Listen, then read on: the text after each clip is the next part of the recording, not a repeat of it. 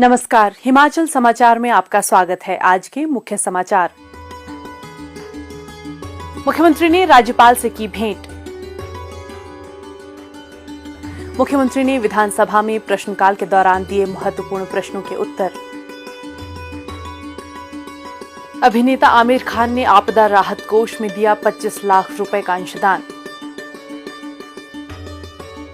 मुख्यमंत्री ने Annandale view building का किया शिलान्यास। मुख्यमंत्री ने कहा, क्षेत्रीय फिल्मों के निर्माण पर दिया जाएगा बल। सिनेमा की सांस्कृतिक और क्षेत्रीय जुड़ाव में महत्वपूर्ण भूमिका। और अब समाचार विस्तार से। मुख्यमंत्री ठाकुर सुखविंदर सिंह सुक्खू ने आज राजभवन में राज्यपाल श्री शिव प्रताप शुक्ल से भेंट की। ये एक शिष्टाचार भेंट थी। हिमाचल प्रदेश विधानसभा में आज छठे दिन प्रश्नकाल के दौरान गत 3 वर्षों में मनाए गए अमृत महोत्सव से संबंधित पूछे गए एक प्रश्न के उत्तर में मुख्यमंत्री ठाकुर सुखविंदर सिंह सुक्खू ने कहा, माननीय अध्यक्ष महोदय, माननीय विधायक ने बड़ा महत्वपूर्ण बात कही है। अमृत महोत्सव जो था, आज़ादी के 75 वर्ष पूरे होने के उपलक्ष्य में केंद्र सरकार की योजना के तहत मनाया गया। और निश्चित तौर पर जिन लोगों ने गुलामी की बेड़ियों से देश को आज़ाद करवाया, अगर वो प्रत्येक विधानसभा क्षेत्र में जहाँ भी ये अमृत महोत्सव मना रहे थे, उनके परिवार के सदस्यों को बुलाते, तो इस अमृत महोत्सव की महत्वता कुछ और होती। ये कोई राजनीतिक कार्यक्रम नहीं बनना चाहिए था, क्योंकि ये देश की आज़ादी के 75 साल हम मना रहे हैं और देश के प्रधानमंत्री जी ने इसका शुभारंभ किया था। संजय रतन जी फ्रीडम फैमिली परिवार से आते हैं। इनके पिताजी सुशील रतन जी, जो आज इस दुनिया में नहीं हैं, उन्होंने भी देश की आज़ादी के लिए संघर्ष किया और जेल में रहे। अब मंगली जो स्थान ये बता रहे हैं, उस स्थान पर अगर इनको भी बुलाया जाता तो एक सम्मान उन फ्रीडम फाइटर्स का होता, उन फ्रीडम फाइटर के परिवारों का होता, जो अमृत महोत्सव में सही मायने में होना चाहिए था। लेकिन ये भारतीय जनता पार्टी की पिछली सरकार ने इसको बोझ समझा, क्योंकि दिल्ली से आया कार्यक्रम, बजट हमारी राज्य का था, स्टेट का बजट था, उसी में ये कार्यक्रम करने थे। अगर इसमें थोड़ा सा सोच विचार करके पूर्व जिन्होंने देश की आज़ादी में संघर्ष किया और जो देश की आज़ादी के बाद जो वीर सैनिक हमारे शहीद हुए, पद्म भूषण से सुशोभित हुए, उनको मनाते तो इसकी गरिमा में और 4 चांद लगते। लेकिन चुनावों का वक्त था, फटाफट करो जी, फटाफट करो। तो मैं संजय रतन जी इस बात से सहमत हूँ, लेकिन जब हम भी आज़ादी का कोई उत्सव बनाएंगे, वहाँ हम सभी फ्रीडम फाइटर्स को और जो देश की आज़ादी के बाद देश के लिए सुरक्षा में जो अपनी जान दे रहे हैं, उनके लिए भी हम सम्मानित करेंगे। और जो पैसा खर्च हुआ वो आपके पास पूरी डिटेल है। भविष्य में हमारी सरकार जब भी इस प्रकार के कोई कार्यक्रम होंगे, इन सब बातों का ध्यान रखेगी। प्रदेश में विद्युत परियोजनाओं द्वारा बिजली उत्पादन से संबंधित पूछे गए एक प्रश्न के उत्तर में मुख्यमंत्री ने कहा, माननीय अध्यक्ष महोदय, माननीय सदस्य ने बड़ा महत्वपूर्ण सवाल पूछा और सप्लीमेंट्री भी बड़ा महत्वपूर्ण पूछा है। जो डैम सेफ्टी वाली बात है, उसमें मैं एक बात ध्यान में लाना चाहता हूं कि इस संदर्भ में अभी हम विचार विमर्श कर रहे हैं, क्योंकि जैसे कि माननीय सदस्य ने कहा, जब पौंग डैम का पानी छोड़ा गया और पौंग डैम का पानी खतरे के निशान से ऊपर चला गया, डेंजर मार्क उसने जब क्रॉस कर लिया, उस समय वो जब पानी छोड़ा गया और उसने हमारे 2 विधानसभा क्षेत्रों में, इंदौर और फतेहपुर में तबाही मचाई।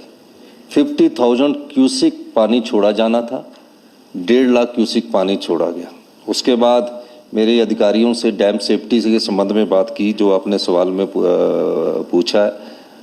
अपर कैचमेंट एरिया के लिए तो हम रखते हैं प्लान, जो आप ठीक है। लोअर वाले एरिया में जो जब डैम से पानी छोड़ा जाए, चाहे वो पंडो वाली बात भी सही है, उसने भी बहुत नुकसान पहुंचाया। पंडो से पानी जब छूटता तो नीचे व्यास नदी के कैचमेंट के साथ लगते जो एरिया, उसमें तबाही मचाता है।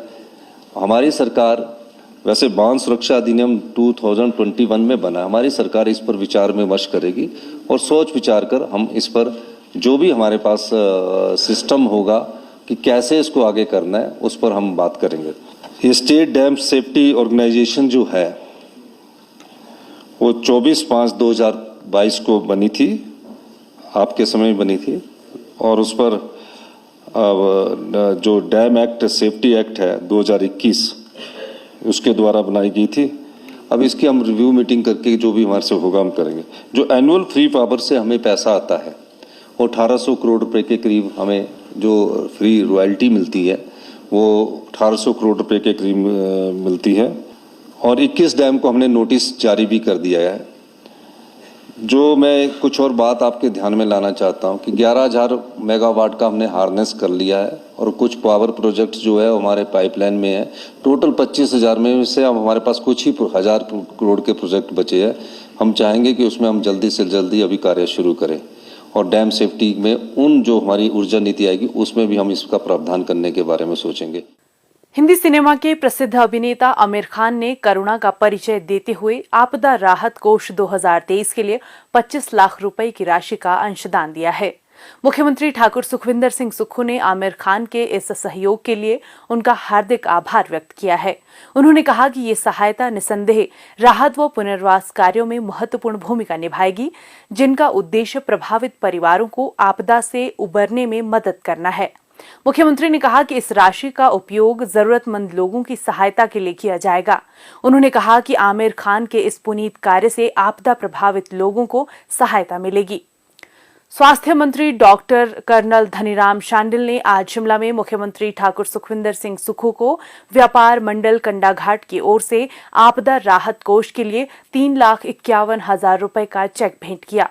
लिंकवेल टेलीसिस्टम प्राइवेट लिमिटेड हैदराबाद के मुख्य कार्यकारी अधिकारी श्री सी रमेश ने भी मुख्यमंत्री ठाकुर सुखविंदर सिंह सुक्खू को आपदा राहत कोष के लिए 5 लाख रुपए का चेक भेंट किया। मुख्यमंत्री ठाकुर सुखविंदर सिंह सुक्खू ने शुक्रवार को शिमला में विधानसभा अध्यक्ष के आवास अनाडेल व्यू बिल्डिंग का शिलान्यास किया। मुख्यमंत्री ने लोक निर्माण विभाग के अधिकारियों से आगामी निर्माण कार्य के बारे में विस्तृत जानकारी प्राप्त की और उन्हें 1 वर्ष के भीतर इसका निर्माण कार्य पूरा करने के निर्देश दिए। मुख्यमंत्री ठाकुर सुखविंदर सिंह सुक्खू ने शुक्रवार सायं शिमला के 9वें अंतर्राष्ट्रीय फिल्म महोत्सव का शुभारंभ किया। इस फिल्म महोत्सव में 20 देशों और भारत के 22 राज्यों के फिल्म निर्माता भाग ले रहे हैं। 24 सितंबर तक चलने वाले इस महोत्सव में संयुक्त राज्य अमेरिका, बेल्जियम, ईरान, कनाडा, चीन, चेक गणराज्य, तुर्की, नेपाल, मिस्र, Bangladesh, Italy, Poland, Argentina, Sweden, Afghanistan, Australia, France और दुबई के अंतर्राष्ट्रीय फिल्म निर्माता अपनी फिल्मों को प्रदर्शित करेंगे। इस अवसर पर मुख्यमंत्री ने कहा कि ये महोत्सव 20 देशों और पूरे भारत की संस्कृति, मूल्यों और कला का समागम है। उन्होंने कहा कि समाज को प्रतिबिंबित करने में फिल्मों की महत्वपूर्ण भूमिका रहती है। उन्हें जब अपने व्यस्त कार्यक्रम से समय मिलता है तो वो अवश्य फिल्में देखते हैं। दैनिक जीवन की व्यस्तताओं में फिल्में मनोरंजन उपलब्ध करवाने का एक साधन है।